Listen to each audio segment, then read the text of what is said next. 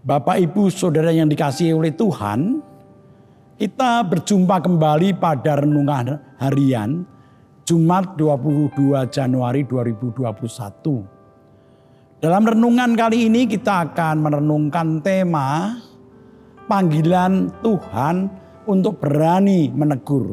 Panggilan Tuhan untuk berani menegur. Bacaan firman Tuhan saat ini terambil dari Kitab Yeremia, Kitab Nabi Yeremia pasal 20 ayat 7 sampai 13. Mari sebelum kita membaca dan merenungkannya, kita berdoa lebih dahulu. Mohon pimpinan Tuhan. Mari kita berdoa. Tuhan, kami selalu merasakan pemeliharaan-Mu dalam kehidupan kami. Seperti saat ini kembali Engkau memberi kesempatan bagi kami untuk merasakan pemeliharaan-Mu untuk kehidupan rohani kami, Tuhan. Berkatilah agar apa yang tidak kami dengarkan, firman-Mu yang kami renungkan akan berguna untuk kehidupan kami. Tuhan, kami mohon ampun dosa-dosa kami, karena dosa-dosa kami menjadi penghalang kami untuk mampu memahami dan melakukan setiap firman-Mu.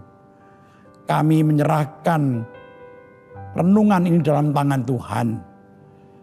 Hamba-Mu Tuhan sertai dengan kuat kuasa-Mu. Kami berdoa dalam nama Tuhan Yesus. Amin. Bacaan kita saat ini terambil dari Yeremia pasal yang ke-20 ayat 7 sampai 13. Mari kita dengar pembacaannya demikian. Keluh kesah Yeremia akibat tekanan jabatannya. Engkau telah membujuk aku ya Tuhan, dan aku telah membiarkan diriku dibujuk.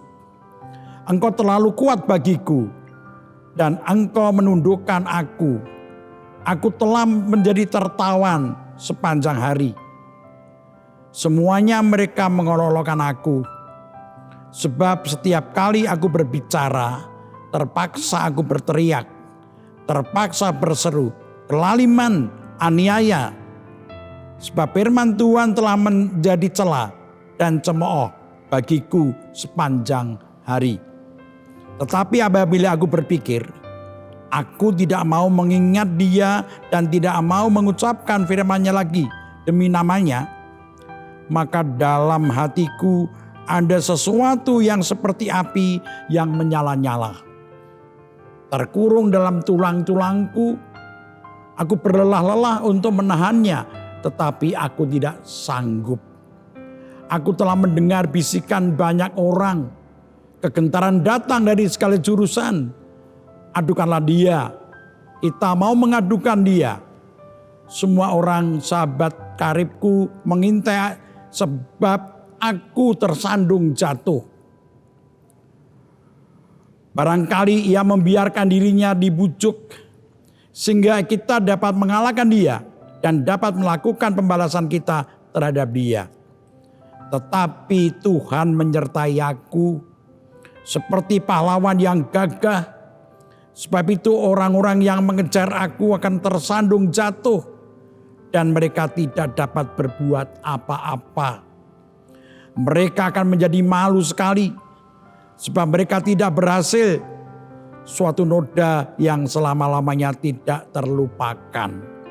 Ya Tuhan semesta alam yang menguji orang benar, yang melihat batin dan hati, biarlah aku melihat pembalasan-Mu terhadap mereka. Sebab kepadamu lah kuserahkan perkaraku.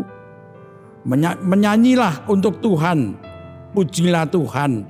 Sebab ia telah melepaskan nyawa orang miskin dari tangan-tangan orang-orang yang berbuat jahat. Inilah firman Tuhan yang kita renungkan saat ini.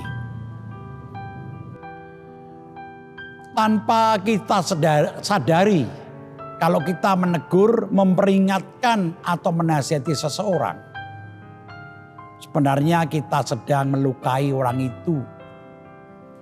Karena pada dasarnya hampir semua manusia, semua orang ingin dipuji, dibenarkan, bukan dicela, ditegur, diperingatkan, dan dinasihati.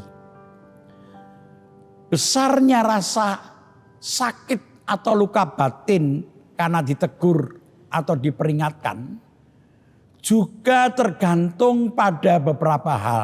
Yang pertama, tergantung bagaimana caranya kita melakukannya, menegurnya, menasihatinya. Kalau tidak tepat caranya bisa membuat luka hatinya menjadi dalam. Jadi yang pertama caranya.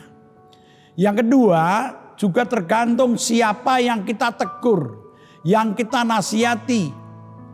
Yaitu bagaimana budaya kebiasaannya sehari-hari. Pribadinya juga kedudukannya. Kalau orang hidup dalam budaya terbuka, maka ia tidak akan mudah tersinggung ketika ditegur atau diperingatkan. Juga orang yang punya kedudukan dan biasa dihormati, biasanya akan mudah tersinggung, tersakiti ketika kita tegur atau kita ingatkan. Demikian juga setiap orang mempunyai kepribadian yang berbeda. Ada yang sangat peka, mudah tersinggung, tapi ada yang kepribadiannya cuek. Dan kalau tersakiti pun tidak sedalam yang kepribadiannya itu peka. Bapak Ibu Saudara yang dikasihi Tuhan, ketika kita menegur menasihati seseorang, harus bertujuan demi kebaikan orang tersebut. Bertujuan untuk menuntun, membimbing agar orang itu bisa hidup benar, bisa menjadi benar hidupnya. Meskipun tujuan kita menegur itu baik, yaitu menuntun orang untuk bisa hidup benar, tetapi belum tentu bisa diterima oleh orang tersebut.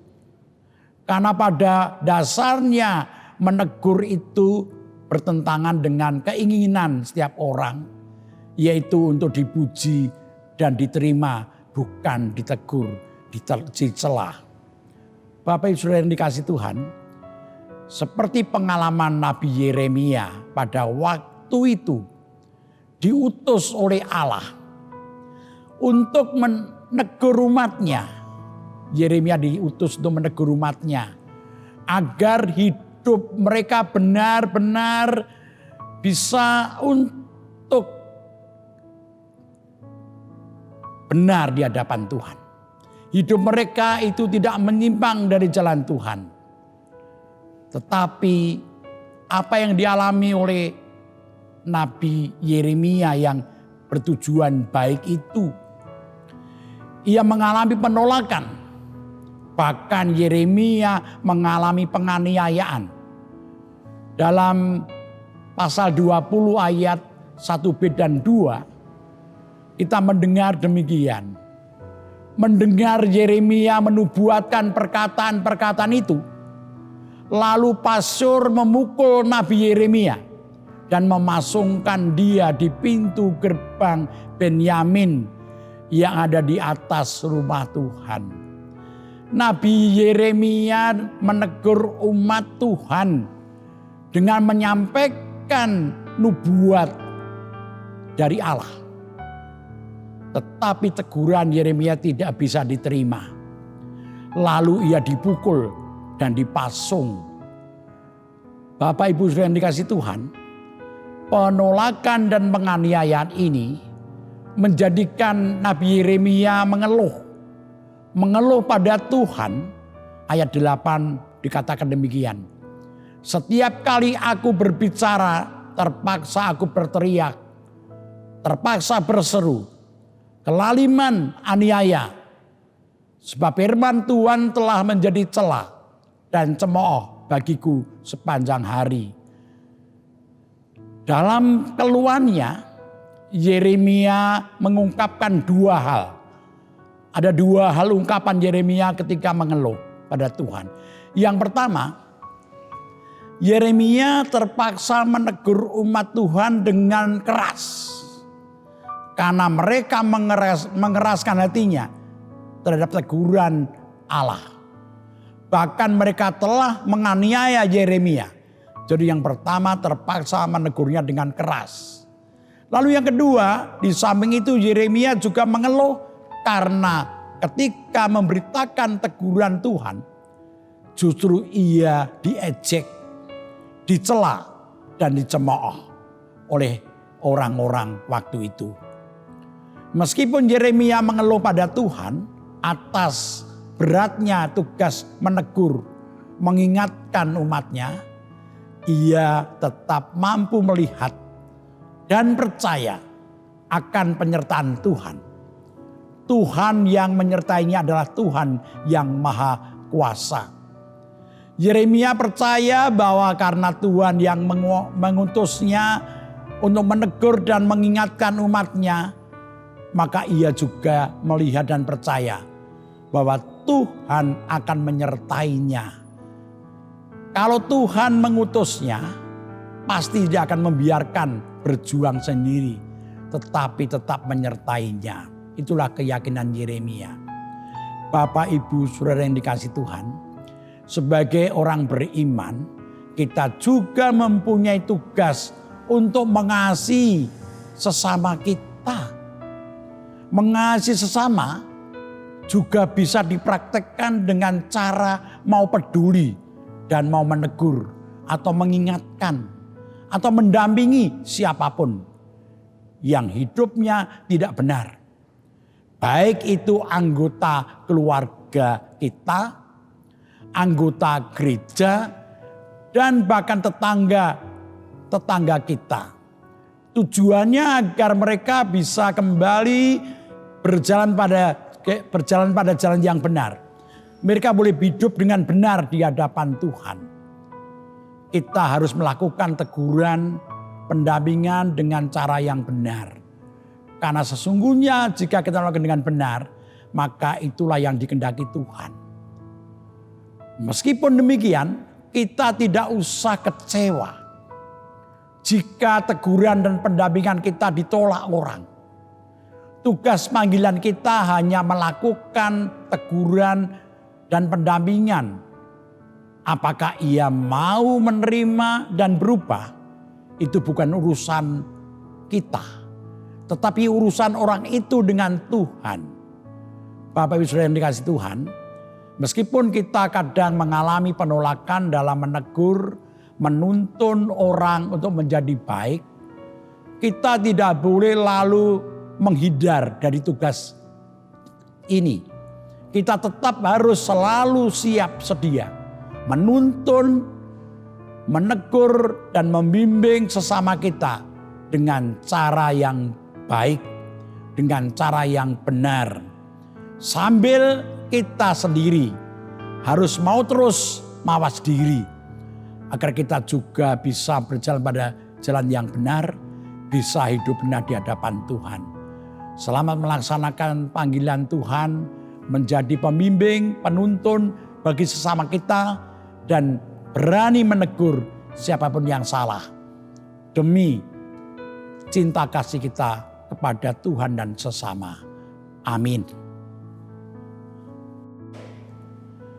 Mari kita akhiri renungan kita dengan menaikkan doa-doa kita. Mari kita berdoa.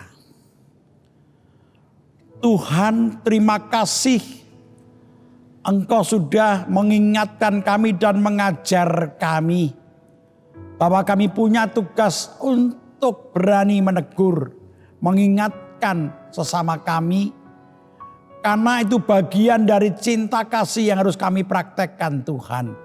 Meskipun kadang-kadang tidak bisa diterima oleh orang lain, tetapi tugas kami jelas membimbing orang untuk bisa hidup benar jika mereka melakukan perbuatan yang tidak baik. Terima kasih firman-Mu mengajar kami bagaimana kami harus menegur seseorang. Yaitu harus kami lakukan dengan baik, kami lakukan dengan benar, dengan sesuai yang Tuhan kehendaki untuk kami lakukan. Tuhan, terima kasih saat ini kami mau menaikkan doa-doa kami. Kami berdoa untuk saudara-saudara kami yang saat ini terpapar COVID-19 Tuhan. Dimanapun dirawat saat ini. Berkatilah, berikan semangat bagi mereka dalam menjalani pemulihan dan pengobatannya Tuhan. Kami juga berdoa bagi para petugas yang merawat mereka. Kami berdoa untuk pemerintah yang terus berusaha mengatasi pandemi ini Tuhan. Dengan mengadakan gerakan vaksinasi Tuhan. Berkati semuanya agar bisa berjalan dengan baik. Kami berdoa secara khusus untuk jemaat-Mu, GKJ Sarimulyo, semuanya Tuhan berkati.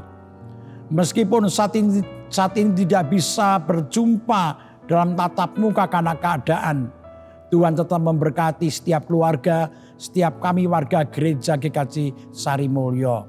Secara khusus kami berdoa bagi para orang tua kami yang sudah lemah tubuhnya, dan Tuhan berkati mereka satu persatu bagi para Adi Yosua Tuhan.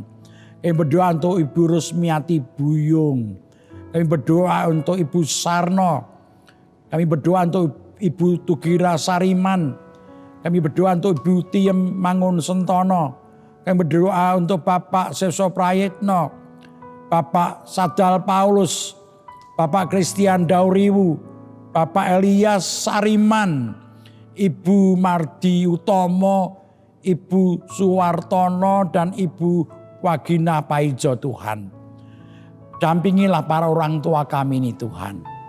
Kami juga berdoa bagi warga gereja yang sedang sakit, yang dalam pemulihan Tuhan berkati.